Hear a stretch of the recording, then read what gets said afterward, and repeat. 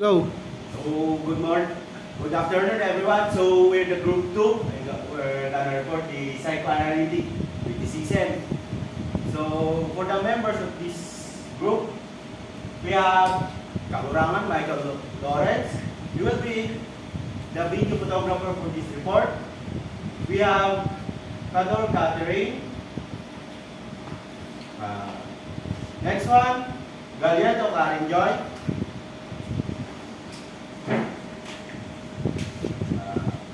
Next one, Makat Jonas at your service.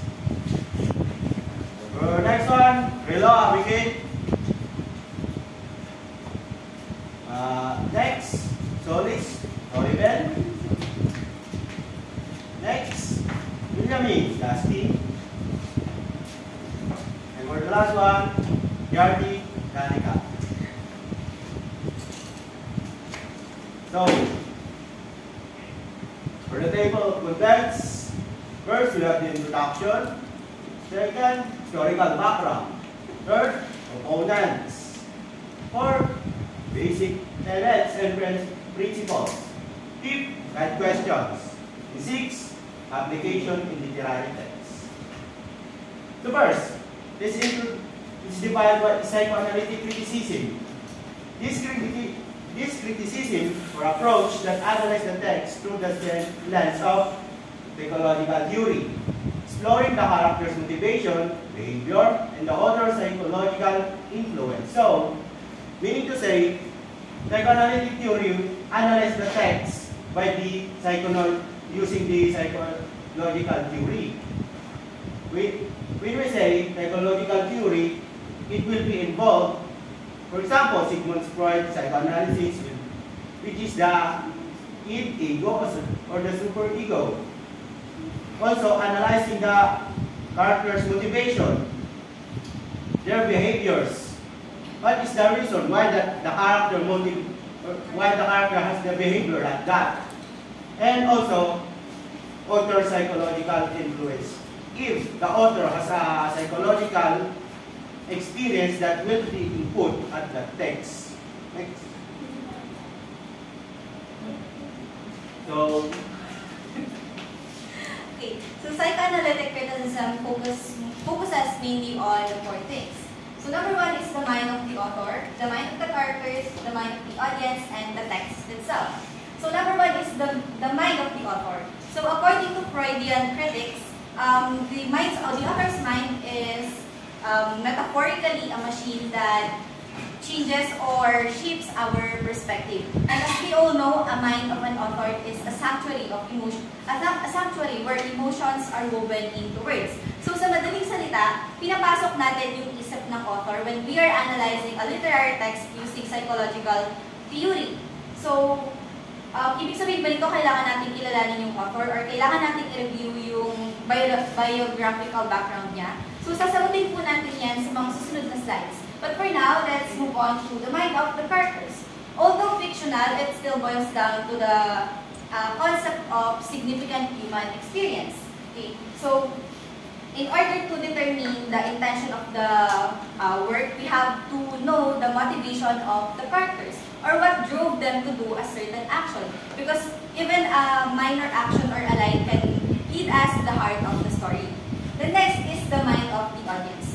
This is quite tricky because although writers have their own ideal audiences, hindi rin naman natin makokontrol kung sino yung nakakabasa or nakakapanood ng gawa nila. So we have to consider that. So sabi rin kasi sa isang article, most audience are egocentric. So ibig sabihin, they are generally more interested in things that they are directly affected or their community.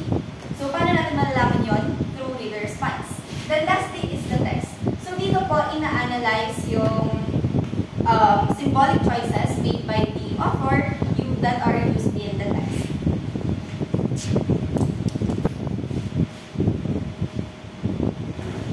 now, let's go with the historical background. So, psychoanalytic criticism emerged in the 1960s and was influenced by Sigmund Freud's psychoanalysis. If we remember Sigmund Freud's analysis, he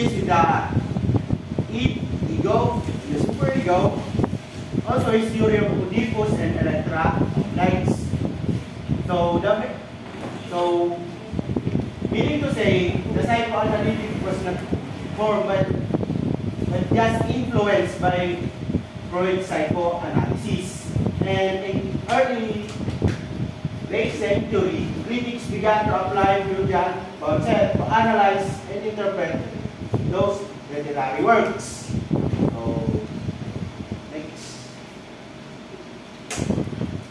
So, psychoanalytic criticism has been practiced since the early development of psychoanalysis itself. So, when the psychoanalysis emerged, yearly later, was the psychoanalytic criticism emerged, and as we said earlier, it is the application of psychoanalysis to the literary text.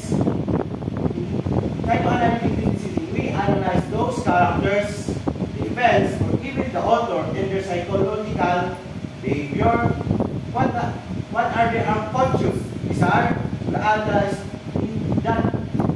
Those are the ones that being analyzed through the usage of psychoanalytic criticism. Next. So, proponents.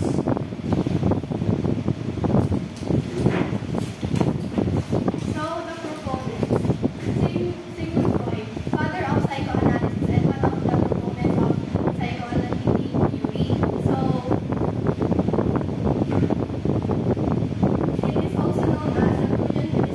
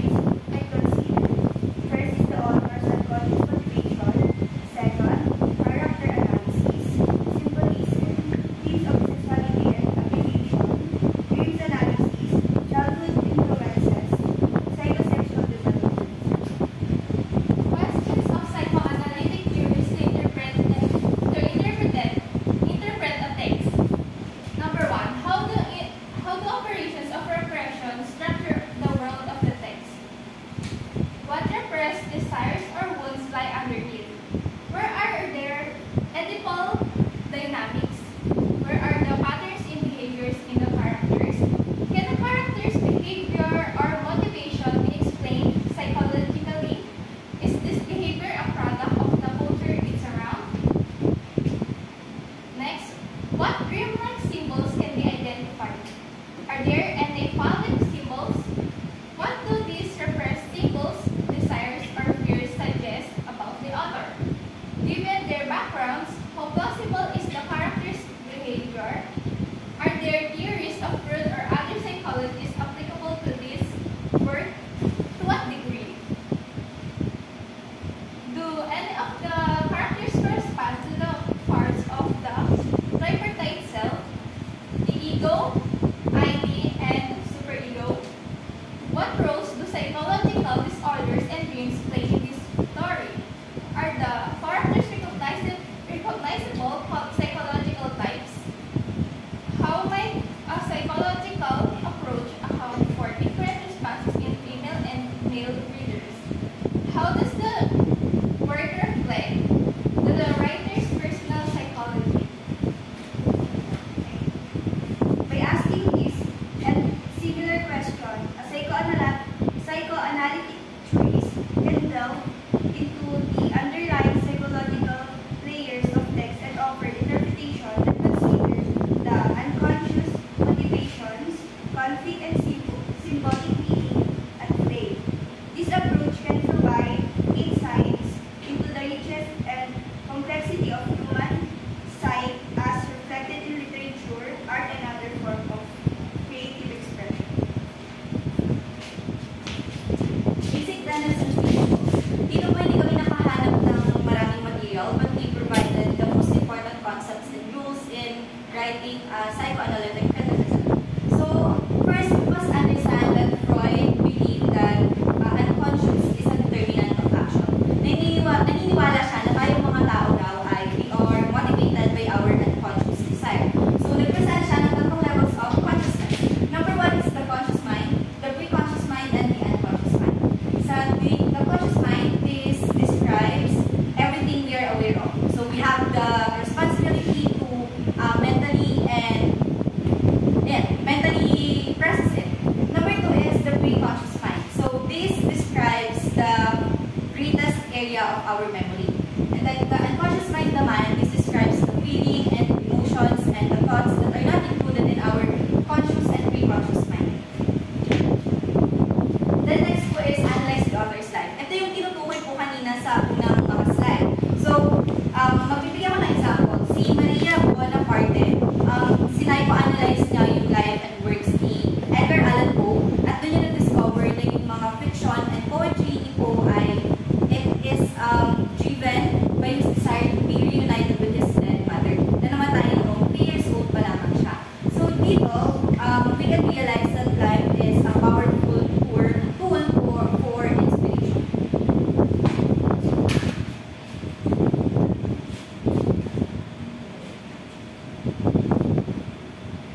At next po yung analyze the thematical context of the work, especially the motivation of the characters in the narration. So dito po, dito sinasaad na kailangan natin aralin yung kung ano ba yung motivation ng character o ng narrator base dun sa kung ano yung ginawa niyang story halimbawa. So kailangan natin i-analyze kung ano yung emotion na ginamit niya dito para makabuo siya ng isang story. Halimbawa, bakit ganito yung team, bakit love, revenge, kailangan maaral natin yun sa pamamagitan ng syempre, kailangan suliin natin mabuti. At dito sa analyze the thematical context, so dito natin siya may tama. So, next we have the application of psychoanalytic theory to the literary text. But first, as we said earlier, Sigmund Freud is the one behind this psychoanalytic criticism. Marahil nagtataka kayo, psychologist po sir, si Sigmund Freud. May na-analyze po bang siyang book? Meron. Sorry, walang market. So, the theory of Oedipus and Electra complex. Oedipus complex. So, meaning, it is stated that the affection of a boy to his mother. And Electra is his vice versa, affection of a girl to his mother. Now, nakuha na yung Oedipus term from the play Oedipus Rex. Kung maalala nyo, yung Oedipus Rex, ito yung kwento ng may na-prophesize, may king at queen, then na-prophesize na yung anak nila, ipapatay niya yung king. Kaya, pinapatay ng king yung anak, pero naawa yung inutusan and binitin. Then, later and later, nagkasalubong yung anak, yung king, na hindi niya alam na magtatay sila. So, yun, naglaban sila. And then, later in that play, inasawa nung bata, nung nanay niya na hindi niya alam na yun yung nanay niya. So, doon niya nakuha yung context na Oedipus complex. So, isa pa sa na-analyze ni Sigmund Freud is yung Hamlet. So, sa Hamlet, sabi na doon, kaya daw dinilay ni Hamlet yung revenge niya dahil nga pinatay yung father ba yun, pinatay nung yung father niya is unconsciously na-fulfill daw yung wish ni Hamlet na umalit sa tatay niya. So para mas maliwanagan tayo, how in psychoanalytic theory can be used. First, Yellow on Paper by Charles Perkins. At the story, summary, itong babae may mental health issue siya. Then, itong asawa niya is doctor. Then, pinunta siya sa bahay para doon rescue. Ngayon, itong babae may nakita siyang wall, yellow wall. Later and later at the story, parang may nakikita siyang image ng babae parang gusto makawala. Ngayon, using as psychoanalytic theory, makikita natin doon is repression. Kasi kinulong, at the story, kinulong nung asawa niya yung babae. And hindi siya pinapalabas para mapagaling. Then, hindi siya pinakikinggan. And, yung babae nakita niya sa yellow wallpaper is a symbolism also.